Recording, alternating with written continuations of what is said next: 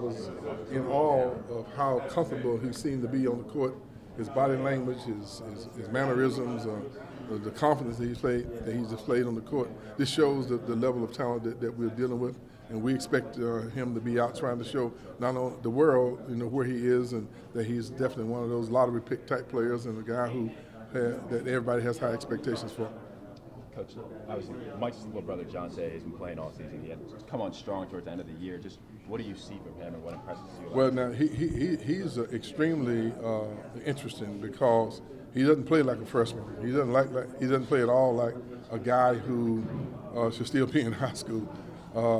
He's extremely skilled.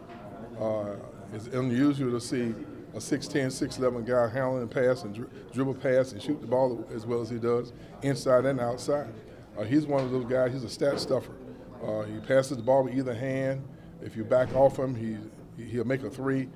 He goes over both shoulders. He dribbles the ball and drives either way, off the bounce. So he's an extremely talented player. To be very honest with you, it was very surprising for me to see a guy that young be so adept in so many different areas of the game, and that's one reason why we know playing against them, a team of that caliber is going to be tremendously challenging. But it's exciting because we have tremendous amount of respect for them because of who they are and what they've been able to accomplish. And I think our guys hopefully will display that. If there's one thing your team needs to do tomorrow to win the game, what is it? First thing we got to do is be who we are, as the best we can be. I mean, I think at this stage of the year, we who we are from a talent standpoint.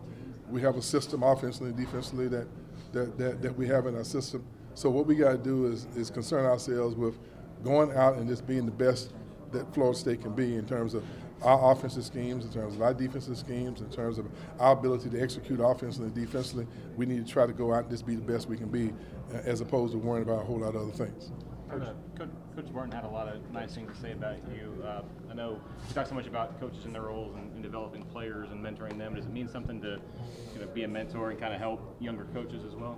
Well, there's no doubt that Conzo and I have had a lot of conversations about sometimes the things that are not necessarily X and O's all the time, things about just challenges of going through the business that we're in. He's extremely bright and sharp. The most important thing, the most impressive thing about Conzo, I think he really cares about his profession. He's extremely concerned about his players and their well-being.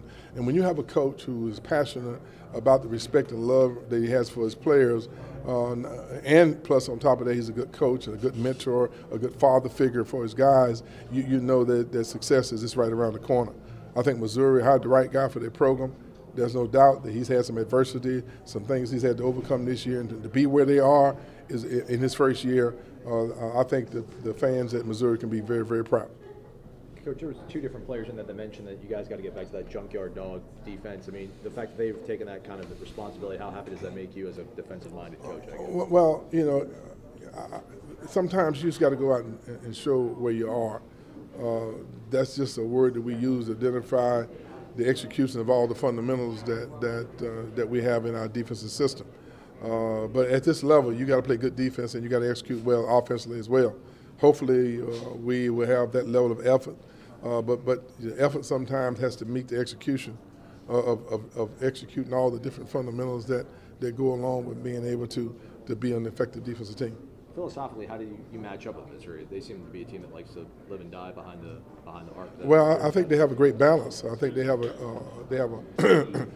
a very strong philosophy of throwing the ball inside and with post-up players, and I think they are very aggressive and they shoot the ball well from the perimeter. 44% of all their attempts come from the perimeter, so we know that that we're going to have to be a good interior defensive team, and we also got to make sure that we defend very well from the perimeter, and we haven't been consistent with that all year. And last question for me, Coach. Just you talked about last year, this team might have not been in the right emotional kind of mindset going to the tournament. You felt maybe this team would be better poised. I don't know if I said that.